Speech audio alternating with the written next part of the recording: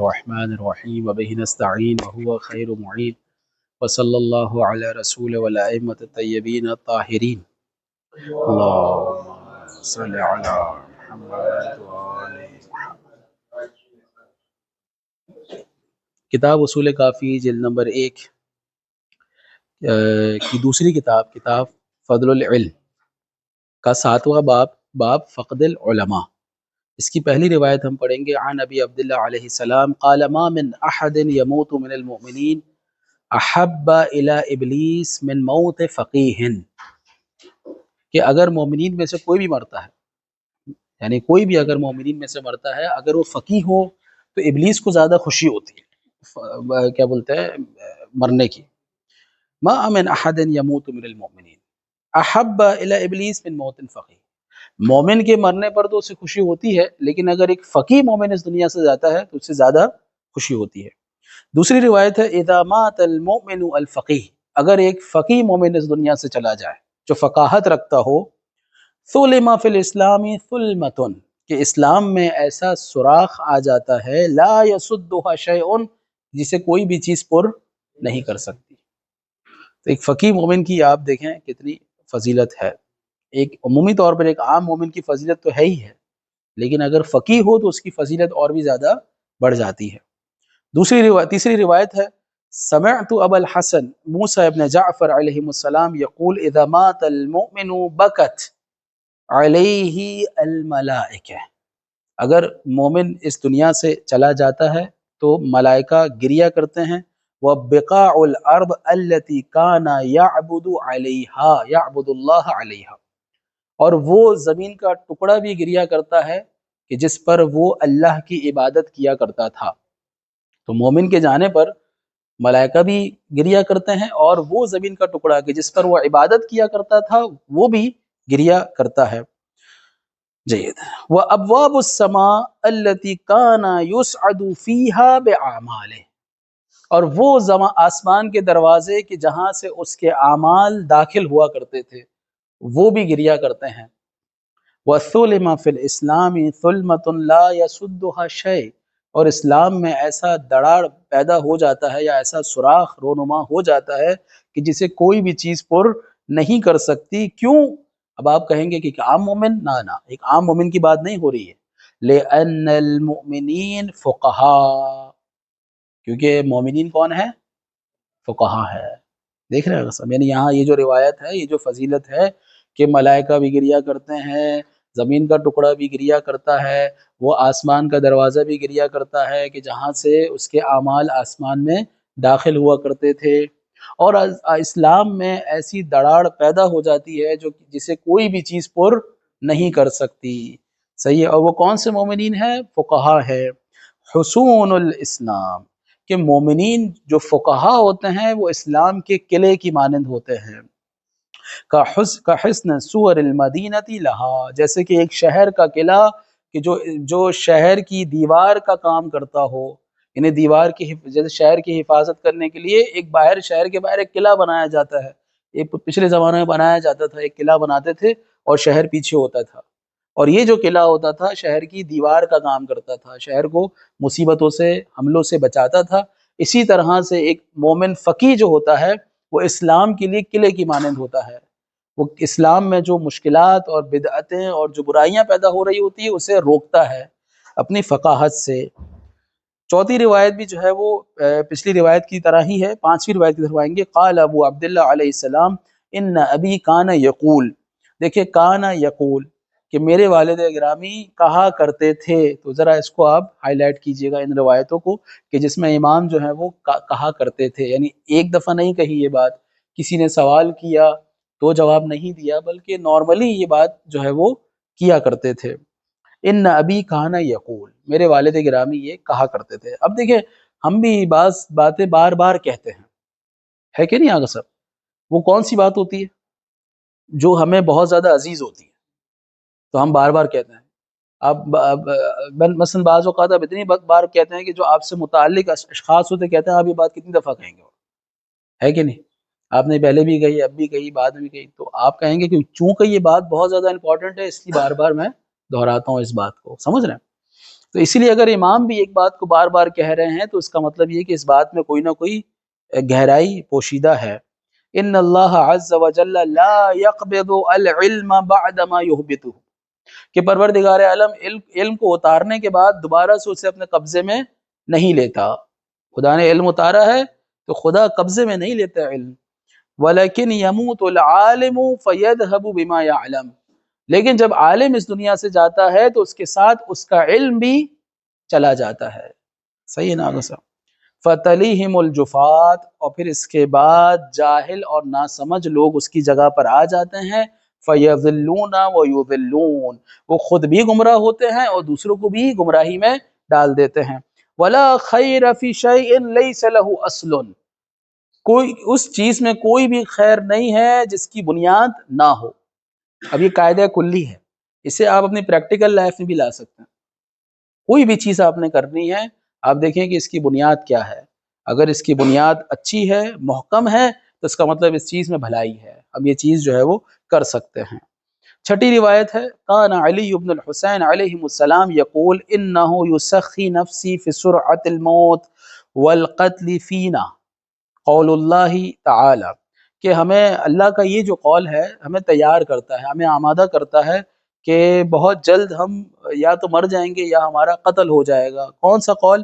اولم یروا انا نأتی الارض ننقصها من اطرافها، کہ کیا یہ نہیں دیکھتے کہ ہم زمین کے اطراف کو، کناروں کو کم کرتے ہیں، زمین کے جو اطراف ہیں ان کے جو کنارہ ہے اسے کم کرتے ہیں۔ تو امام فرماتے ہیں وَهُوَ ذَهَابُ الْعُلَمَاء، یہ اس کی زمین کے اوپر کنارے کم نہیں ہو رہے ہوتے، زمین تو ویسی کی ویسی ہے، ہزاروں سال سے ویسی ہے۔ یہاں جو اطراف جو کم ہونا ہے وہ علماء کا جانا ہے اس دنیا سے۔ سمجھ رہے ہیں آگا صاحب؟ جی، اس کے بعد ہے باب مجالست العلماء و صحبتہم۔ پہلی روایت ہم اس کی پڑھیں گے، قال لقمان لابنہ، جناب لقمان اپنے فرزند سے کہتے ہیں، اپنے بیٹے سے کہتے ہیں، کیا کہتے ہیں؟ یا بنی اختر المجالس علی عینک، تم ذرا دیکھ کے بیٹھنا، آنکھیں بند کر کے نہ بیٹھ جانا، کسی کے ساتھ ہی بیٹھ گئے فوراً سے اس طرح نہ بیٹھنا، بصیرت کے ساتھ بیٹھنا۔ فَإِن رَأَيْتَ قَوْمًا يَذْكُرُونَ اللَّهَ عَزَّ وَجَلَّ فَاجْلِسْ مَعَهُمْ، اگر دیکھو کہ اللہ کا ذکر کرنے والے لوگ ہیں تو ان کے ساتھ بیٹھو، یعنی اچھی صحبت اپناؤ۔ فَإِن تَكُنْ عَالِمًا نَفَعَكَ عِلْمُكَ، اگر تم عالم ہوگے تو تمہارا علم تمہیں فائدہ پہنچائے گا۔ وَإِن تَكُنْ جَاهِلًا عَلَّمُوكَ، اور اگر تم جاہل ہوگے تو وہ تمہیں سکھائیں گے۔ دیکھ رہے ہیں کتنی خوبصورت بات کہی ہے کہ اگر کسی کے ساتھ بیٹھنا ہے، مجالست کرنی ہے، مصاحبت کرنی ہے، تو عنوان کے پیچھے نہ جاؤ کہ مثال کے طور پر طلبہ ہیں، ضروری نہیں ہے کہ انسان جو ہے وہ ہر طالب علم کے ساتھ بیٹھ جائے۔ میں تو ایک عام گفتگو نہیں کر رہا، اس وقت میں حوزوی سطح پہ بات کر رہا ہوں۔ حوزے میں بھی آپ ہر کسی کے ساتھ نہیں بیٹھ سکتے۔ آپ دیکھیں کہ اگر یہاں بیٹھنا میرے لیے فائدہ مند ہے، اللہ کا ذکر کرنے والے ہیں، حدیث و تفسیر بیان کرنے والے ہیں، اگر ان کے ساتھ بیٹھیں گے تو ادھر ادھر کی باتیں نہیں ہوں گی، تو پھر آپ ان کے ساتھ بیٹھیں۔ کیوں؟ کیونکہ اگر آپ ان کے ساتھ بیٹھیں گے تو یا تو آپ انہیں فائدہ پہنچائیں گے یا تو وہ آپ کو فائدہ پہنچائیں گے۔ سمجھ رہے ہیں آگے سب؟ لیکن اگر آپ کسی ایسے شخص کے ساتھ بیٹھے کہ جو ادھر ادھر کی بات کرنے والے ہیں، یہ تو پھر غیبتیں ہوں گی، برائیاں ہوں گی، نیگیٹیوٹی کی بات زیادہ ہوگی۔ فَإِن رَأَيْتَ قَوْمًا لَا يَذْكُرُونَ اللَّهَ فَلَا تَجْلِسْ مَعَهُمْ، اگر تم دیکھو کہ وہ اللہ کا ذکر نہیں کرتے ہیں تو ان کے ساتھ مت بیٹھو۔ فَإِن تَكُنْ عَالِمًا لَمْ يَنْفَعْ عِلْمُكَ، اگر تم ان کے ساتھ بیٹھ بھی گئے اور تم عالم بھی ہوگے تب بھی تمہارا علم فائدہ تمہیں نہیں پہنچائے گا۔ وَإِن كُنْتَ جَاهِلًا يَزِيدُكَ جَهْلًا، اور اگر تم جاہل ہوگے تو تمہاری جہالت میں اور اضافہ ہو جائے گا، اور وہ برائیاں تمہارے اندر آ جائیں گی جو جاہل کا لشکر ہے۔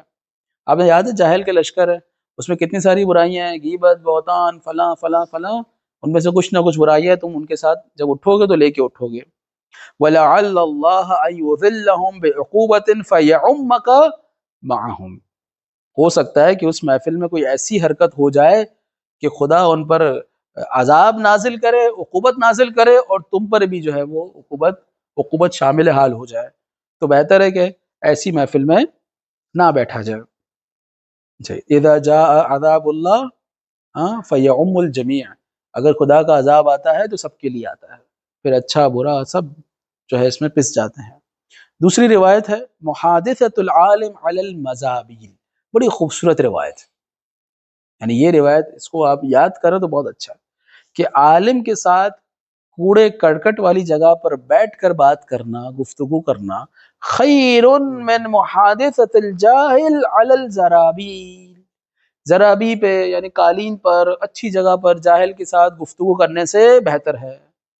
یعنی عالم کے ساتھ آپ اگر بیکار سادہ ایسی جگہ کہ جو بیٹھنے کے لائق بھی نہیں ہے وہاں بیٹھیں، یہ زیادہ بہتر ہے بنسبت یہ کہ آپ جاہل کے سامنے جائیں اور اس کے ساتھ اچھے قالین اور اچھے جو ہے وہ فراش بچھے میں اور وہاں جا کے بیٹھیں۔ تو ان سے بات کرنے سے بہتر ہے کہ آپ عالم سے بات کریں۔ تیسری روایت ہے قالت الحواریون لعیسیٰ، کہ حواریون نے جناب عیسیٰ سے کہا یا روح اللہ من نجالس، کن کے ساتھ بیٹھے، ہمارا اٹھنا بیٹھنا کن کے ساتھ ہونا چاہیے، یرحمکم اللہ۔ قال من یذکرکم اللہ رؤیتہ، یذکرکم اللہ رؤیتہ، کہ جس کے دیکھنا بھی تمہیں اللہ کی یاد دلائے، جس کو دیکھ کر اللہ کی یاد ہے۔ کتنا خوبصورت معیار ہے، میزان ہے، ہمیں کن کے ساتھ بیٹھنا چاہیے، ہے کہ نہیں آگا صاحب؟ وَيَزِيدُ فِي عِلْمِكُمْ مَنْطِقُهُ، اور جب وہ گفتگو کرے تو تمہارے علم میں اضافہ ہو۔ تیسری چیز وَيُرَغِّبُكُمْ فِي الْآخِرَةِ عَمَلُهُ، اور اس کا عمل تمہیں آخرت کی طرف رغبت دلائے، آخرت کی طرف راغب کرے۔ سمجھ رہے ہیں آگا صاحب؟ تو یہ تین چیزیں جو ہے یہ معیار ہے کہ ہمیں کن کے ساتھ بیٹھنا چاہیے۔ ان کو دیکھیں تو اللہ کی یاد آئے، اگر وہ گفتگو کریں تو ہمارے علم میں اضافہ ہو، اور اگر عمل کرے تو آخرت کی طرف ہمیں رغبت حاصل ہو۔ اور یہ تین چیزیں جو ہے وہ شخصیت کا قوام ہے، کسی بھی شخصیت کو پہچاننا ہے۔ اس لیے امیر المومنین کیا فرماتے ہیں کہ اگر کسی کو پہچاننا ہے تو دیکھو وہ کیا بولتا ہے، اس کے کلمات دیکھو کیا بولتا ہے وہ۔ سمجھ رہے ہیں آگے صاحب؟ جید۔ اس کے بعد چوتھی روایت قال رسول اللہ صلی اللہ علیہ وآلہ مجالسۃ اہل الدین شرف الدنیا والآخرہ، کہ اہل دین کے ساتھ بیٹھنا، دیندار لوگوں کے ساتھ بیٹھنا دنیا اور آخرت میں عزت کا باعث ہے، شرف کا باعث ہے۔ دنیا میں بھی عزت ہے اور آخرت میں بھی جو ہے وہ آپ انہی کے ساتھ محشور ہوں گے کہ جن کے ساتھ آپ بیٹھتے تھے۔ پانچویں روایت ہے یقول لمجلس اجلسه الى من اثق به اوثق فی نفسی من عمل سنہ، کتنی خوبصورت بات کی امام نے کہ میں سمعت ابا جعفر علیہ السلام، راوی کہتا ہے کہ میں نے امام محمد باقر علیہ السلام سے سنا کہ میں ان کے ساتھ بیٹھوں جن پر میں بھروسہ کرتا ہوں، میرے لیے 1 سال کے عمل سے کیا ہے بہتر ہے۔ یعنی 1 سال کا عمل ایک طرف، اور ان کے ساتھ بیٹھنا جن پر مجھے بھروسہ ہے کہ یہ لوگ اچھے ہیں، ان سے یا ان کو مجھ سے فائدہ ہوگا یا مجھے ان سے فائدہ ہوگا۔ تو ایک مجلس، اچھا ان چیزوں کو ہم بڑا ہلکا لیتے ہیں، کبھی بھی کسی نے بلایا فوراً پہنچ گئے، یار بلایا جانا چاہیے، صحیح ہے، ایک بیٹھک ہو رہی ہے چلے آ جائے، اور اس بیٹھک میں کیا بات ہوگی، اس کے اولیات کیا ہیں، اس کے نتائج کیا ہیں، اس کے مقدمات کیا ہیں، کس موضوع پہ بات ہوگی، آپ کو ساری چیزیں جو ہے وہ معلوم ہونی چاہیے۔ سب سے اہم چیز اس بیٹھک میں کون کون لوگ آ رہے ہیں۔ اگر کوئی ایسے ہی فالتو آدمی آ رہا ہے، فضول آدمی آ رہا ہے، جو آپ بیٹھو گے تو اس کی کو برائی تو اس کی برائی، تو اس کی ٹانگیں کھینچے تو اس کی ٹانگیں کھینچے، تو پھر بہتر ہے کہ انسان ایسی مجالس میں شرکت نہ کرے۔ لیکن اگر ایک سیریس گفتگو ہو رہی ہے جہاں پر آپ کی بات سنی بھی جائے گی، یعنی انسان ایسی محفلوں میں جائے جہاں پر آپ کی بات سنی جائے، یا کوئی میٹنگ ہے کچھ ہے تو آپ وہاں جائیں بسم اللہ، لیکن بات بھی سنی جائے، بات کو اہمیت بھی دی جائے، ہے کہ نہیں آگا صاحب؟ جید۔ تو ان چیزوں کو ہم تھوڑا سا ہلکا لے لیتے ہیں، جبکہ یہ بہت زیادہ امپورٹنٹ ہے۔ خود امام فرما رہے ہیں کہ میرا 1 سال کا عمل چھوڑ کر میرے لیے سب سے زیادہ بہتر ہے کہ میں ایسی مجلس میں جاؤں جن پر مجھے بھروسہ ہے کہ یہ کیسے لوگ ہیں۔ اس کے بعد نواں باب سؤال العالم و تذاکرہ، پہلی روایت ہم پڑھیں گے عن ابی عبداللہ علیہ السلام قال سألته عن مجدور، مجدور کہتے ہیں چیچک کی بیماری، چیچک کی بیماری جو ہے جس میں دانے وانے نکل آتے ہیں، پانی سے پرہیز کرنا ہوتا ہے اور دیگر پرہیز بھی شامل ہوتا ہے اس کے اندر، یہ ایک بیماری ہے خاص طرح کی۔ اصابت ہو جنابت، اب اس کو جنابت ہو گیا، فغسلوہ، وہ بیچارہ اس کو کیا کیا، لوگوں نے نہلا دیا، غسل جنابت کرا دیا اس کو جنابت ہوا اور لوگوں نے کیا کیا، غسل جنابت، فمات، وہ تو مر گیا، اب ظاہر ہے مرے گا بھائی، اس کو جس چیز سے پرہیز کروانا تھا آپ نے وہی کام کروا دیا۔ تو امام فرماتا ہے کہ ماتا نہیں بولو کہ مر گیا، امام نے کہا قتلوہ، انہوں نے اس کو قتل کر دیا، الا اللہ سألو، کیا وہ سوال نہیں کر سکتے تھے، پوچھ لیتے کہ بھئی بیماری ہے اس کو نہلانا چاہیے نہیں نہلانا چاہیے، اٹھایا اور نہلا دیا۔ فَإِنَّ دَوَاءَ الْعِي السُّؤَالِ، اب دیکھیں اب اس روایت کے اندر اگرچہ 3 یا 4 کلمات ہیں فَإِنَّ کے بعد، صحیح ہے، لیکن بڑے امپورٹنٹ ہیں۔ دوا کہا علاج، عی کہتے ہیں جہالت کو، تو امام نے علاج کہا کسے، سوال کو، سوال کرنا کیا علاج ہے، اور جہالت جو ہے بیماری ہے۔ دیکھنا امام نے جو ہے وہ بیماری کا درجہ دیا جہالت کو، کہ گویا کہ جہالت خود ایک بیماری ہے۔ اچھا اس کی وجوہات ہے، کیونکہ جہالت اس عنوان سے بیماری ہے کہ جہالت کی وجہ سے بہت ساری بیماریاں پیدا ہوتی ہیں۔ اچھا نفسیاتی بیماری پیدا ہوتی ہے، اور نفسیاتی بیماری کی وجہ سے جسمانی بیماریاں بھی جنم لیتی ہے۔ سمجھ رہے ہیں صاحب، انسان اگر اسٹریس میں جاتا ہے، انزائٹی میں جاتا ہے، چاہیے ایموشنل بلیک میل ہو جاتا ہے، تو اس سے کیا ہوتا ہے، شوگر ہوتا ہے، بلڈ پریشر ہوتا ہے، ہارٹ کا مرض ہوتا ہے کہ نہیں، انسان کسی جگہ فوکس نہیں کر پاتا، تو بہت ساری بیماریاں جو ہے وہ جنم لیتی ہے۔ اچھا پھر انسان انزائٹی اور اسٹریس اور یہ سب چیزوں میں کیوں جاتا ہے، جہالت کی وجہ سے، کیونکہ اگر اسے حقائق پتہ چل جائے کہ مجھے اس موضوع پہ کیا کرنا چاہیے تو انسان اسٹریس میں جائے گا ہی نہیں۔ اب کتنے بڑے ہمارے کتنے انبیاء اور اوصیاء گزرے ہیں کہ جن پر جو مشکلات ہم پر آئی ہے، ہم سے زیادہ مشکلات ان پر آئی، ان کو کیوں نہیں وہی ساری بیماریاں، نہ وہ اسٹریس میں گئے، نہ وہ کمرہ بند کر کے بیٹھ گئے، نہ وہ روتے رہے بیٹھ کر یہ میرے ساتھ کیا ہو گیا ہائے اللہ، ایسے تو کچھ بھی نہیں ہوا ان کے ساتھ، بلکہ ان کی توکل میں اضافہ ہوا۔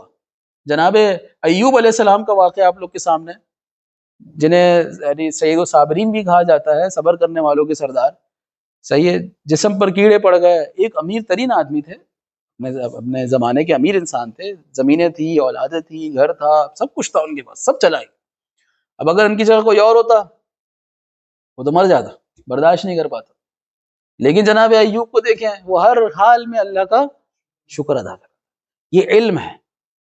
دیکھنا ہے صاحب، انسان کا علم جتنا بڑھ جاتا ہے اتنا زیادہ وہ ان چیزوں سے باہر نکلنا شروع ہو جاتا ہے، اسے پتا ہے کہ مجھے اس موضوع پہ کیا کرنا ہے، اسے پتا ہے کہ یہ جو مرحلہ میرے پر آیا ہے اگر میں پازیٹیو چلوں گا تو اس کے نتائج کیا ہیں، اگر نیگیٹو چلوں گا اس کے نتائج کیا ہیں۔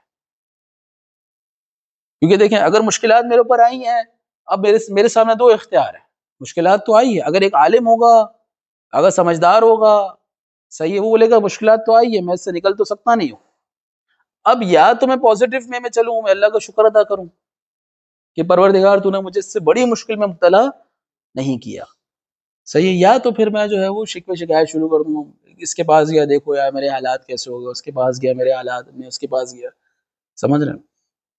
البتہ بعض روایتوں میں ہے من شکا الی المؤمن شکا الی اللہ، کہ جو مومن سے شکوہ کرتا ہے وہ اللہ سے شکوہ کرتا ہے، من شکا الی الکافر شکا علی اللہ، اور جو کافر سے شکوہ کرتا ہے وہ اللہ پر شکوہ کرتا ہے، یہ روایت میں تو ہے، لیکن ہمارا مومن کی طرف شکوہ کرنا کس عنوان سے، کہ آیا میں اگر کسی مومن سے شکوہ کرتا ہوں اس عنوان سے کرتا ہوں کہ آپ مجھے مشورہ دیں، آپ میرے لیے دعا کریں، یا شکوہ بما ہی شکوہ، میں شکوہ کر رہا ہوں اور رونا دھونا کر رہا ہوں، اگر میں مومن کو شکوہ کر رہا ہوں کہ وہ میرے لیے دعا کرے تو شکوہ الی اللہ ہے، کہ بھئی آپ میرے لیے دعا کریں، میں ذرا اس مسئلے میں ہوں اور تھوڑا دعا کریں کہ مسئلہ یہ حل ہو جائے، ہے کہ نہیں آگا سر؟ لیکن اگر آپ مومن کے سامنے اپنا شکوہ کھول کے رکھ رہے ہیں، گویا کہ بیچارہ وہی پریشان ہو گیا کہ یار بندہ کس حالت میں خدا نے کیا کر دیا اس کے ساتھ، تو یہ بھی شکوہ اللہ ہی ہے، سمجھ رہے ہیں آگا سر؟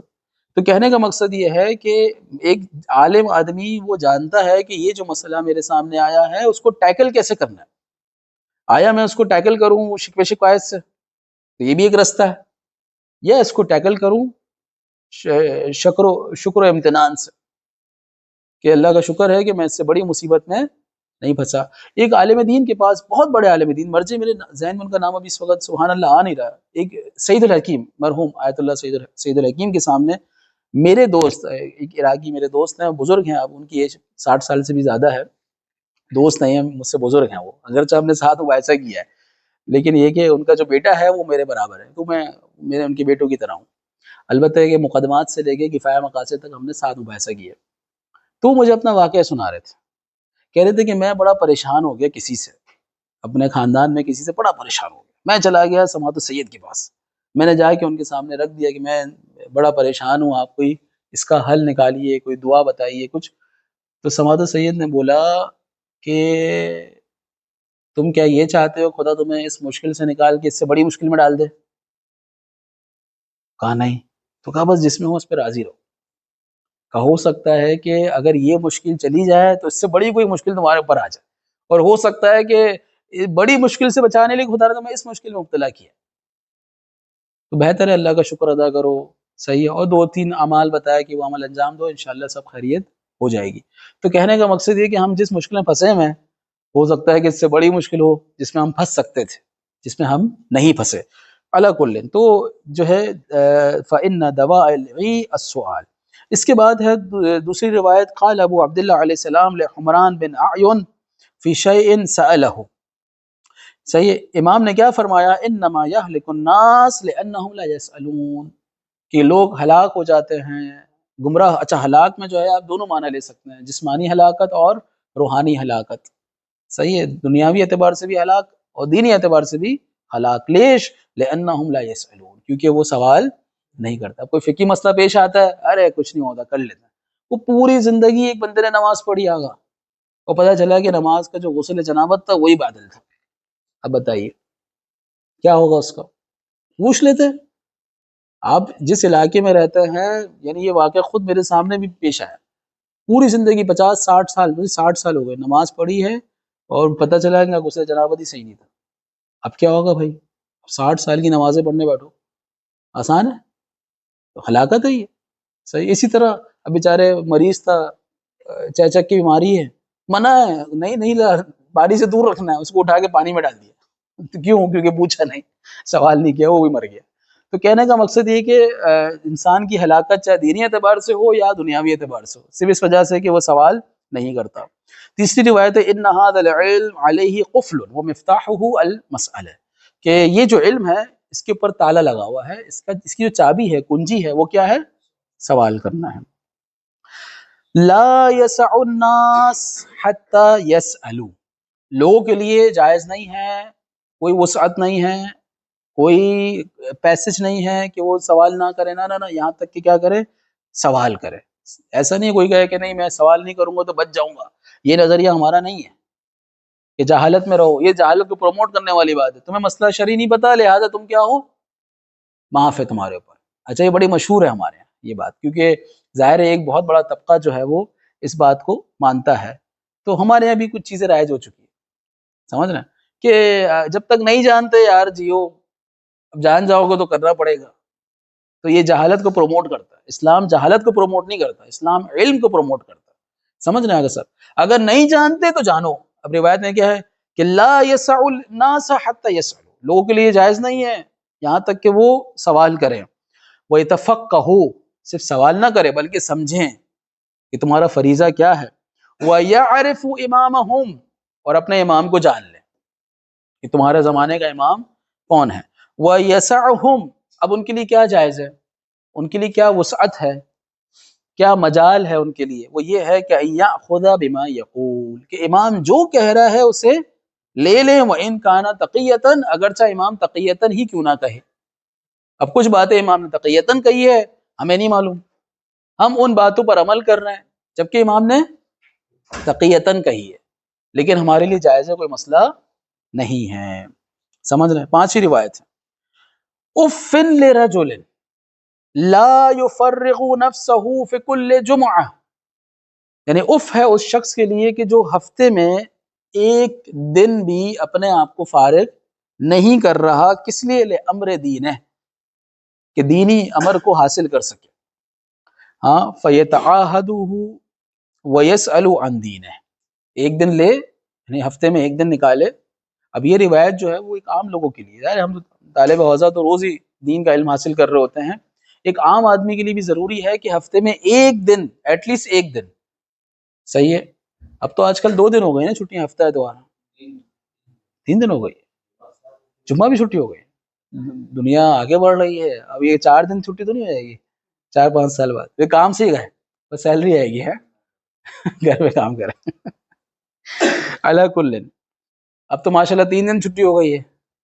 اب یہ جب روایت ہم پڑھ رہے ہیں تو 3 دن چھٹی ہو گئی، سبحان اللہ. تو ایک دن تو نکال سکتے ہیں. اب ایک دن میں پورا بھی نہیں کہہ رہے امام کہ نکالو، امام تو یہ کہہ رہے ہیں کہ ایک دن میں کچھ وقت ایسا نکالیں جس میں آپ کے جو مسئلے ہیں آپ وہ پوچھیں. کوئی ایسا ادارہ ہو، کوئی ایسا معہد ہو، کوئی ایسا انسٹیٹیوٹ جو عام لوگوں کے لیے ہو. ہفتے میں ایک دن ہو، لوگ آ کر بیٹھے، آ کے اپنے سوالات کریں. ایک عالم دین بیٹھا ہوا، بس سب اپنے اپنے سوالات کر رہے ہیں، یا تو وہ عالم دین کچھ درس دے رہا ہے، اس کے بعد کوئی سوال ہو رہا ہے. صحیح، کچھ علمی گفتگو ہونی چاہیے، کوئی حرکت ہونی چاہیے. تقصیر تھوڑی سی ہماری طرف سے بھی ہے، اور تقصیر جو ہے وہ لوگوں کی جانب سے بھی ہے. ہمارے پاس بھی کوئی ایسا پلیٹ فارم نہیں ہے. اگر آپ دیکھیں ہفتے والا کوئی ہے ایسا پلیٹ فارم آپ لوگ کے علاقے میں کہیں ہے کہ مثال کے طور پر ہفتے کے دن ایک دن ہے ایسا کوئی ادارہ ہے، کوئی ایسی بیٹھک ہے علماء کی جو دروازہ کھلا ہوا ہے، آپ آئیں بیٹھیں سوال جواب کریں، ایسا کچھ ہے؟ آپ لوگ کیا ہے ماشاء اللہ چائے پانی چلتا رہتا ہے اور لوگ بیٹھے ہوئے ہیں، تو یہ بڑی اچھی چیز ہے. یہ تو شب جمعہ ہے ماشاء اللہ، یہ تو بہت اچھی چیز ہے ماشاء اللہ سے. مجلس ماشاء اللہ امام حسین علیہ السلام کی ذات ہی ایسی ہے، سب کچھ جو ہے وہ ہدایت کا رستہ ہے. ظاہر ہے مجلس کے عنوان سے ہی صحیح، اگر سب جمع ہو جاتے ہیں اور مجلس کے بعد اگر خطیب بیٹھ جائیں اور بیٹھ کے لوگوں کے مسائل سن رہے تو بہت اچھی بات ہے.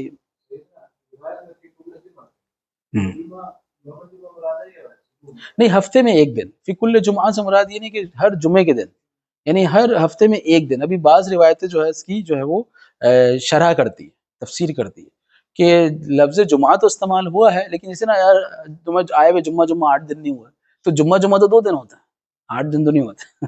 لیکن ہم بھی یہ کلمہ جو ہے استعمال کرتے ہیں.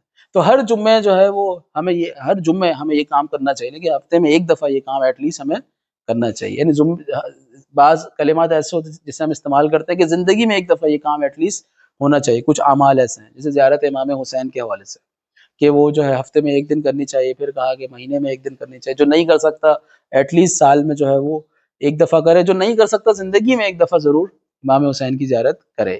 جی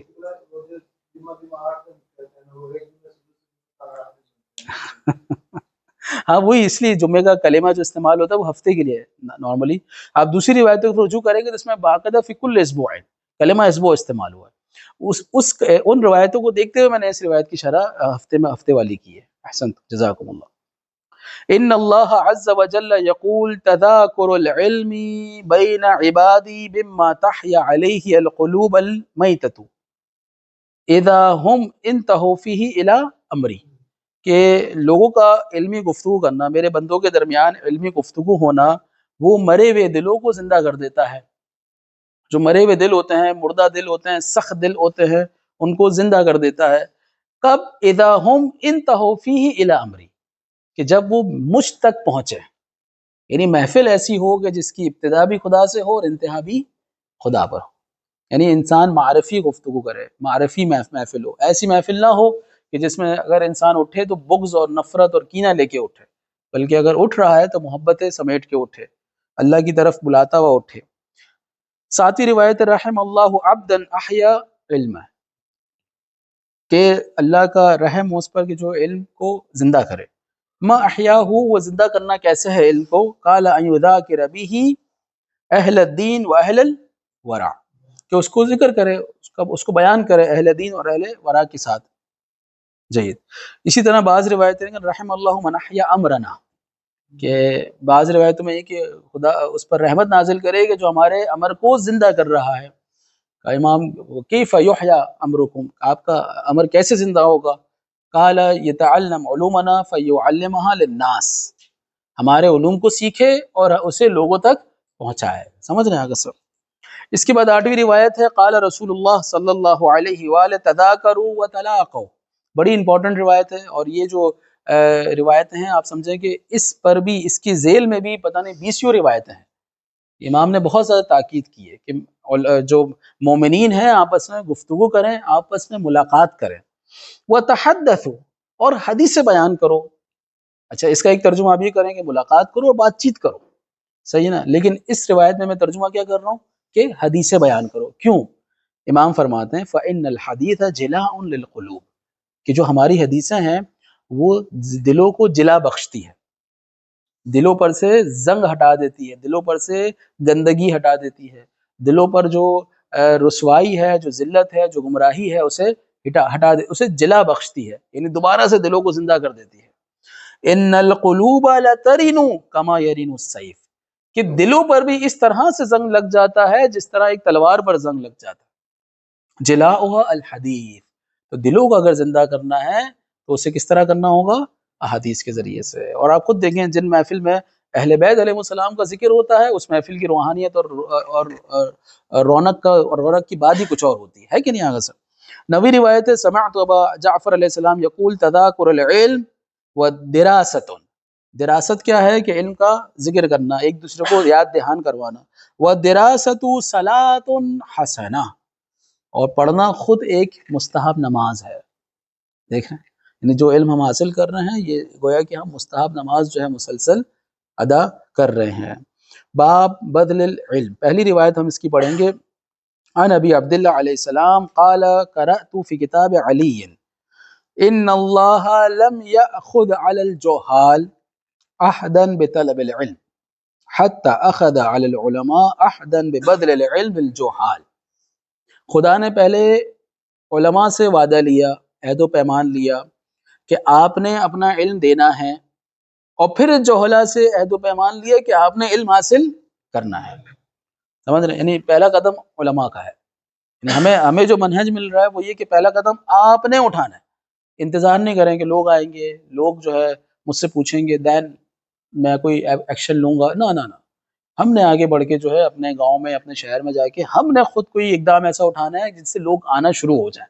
جیسے بھی تھوڑی دیر پہلے ہم نے کہا کوئی محفل ہو، کوئی علمی گفتگو ہو، رات میں چائے پانی بھی چل رہا ہے، لوگ آگے بیٹھے ہوئے، ماشاء اللہ سے گاؤں میں تو ایسے بڑے بڑے گھر ہوتے ہیں، مہمان کھانے ہوتے ہیں، ہے کہ نہیں آگے سب، تو وہاں ماشاء اللہ وہاں کے لوگ بھی اچھے ہیں کہ بھائی کسی کو بھی آپ ذمہ داری دیں بھائی آپ چائے بنائیں، وہ چائے چلتی رہتی ہے، لوگ بیٹھے ہوئے گفتگو ہو رہی ہے، آگا یہ سوال ہے، آگا یہ فقہی سوال ہے، یہ عقائدی سوال ہے، تو کتنی اچھی محفل ہے آگا سب، ہے کہ نہیں آگا سب. جید تو یہ جو ہے عہد و پیمان پروردگار عالم نے علماء سے لیا ہے.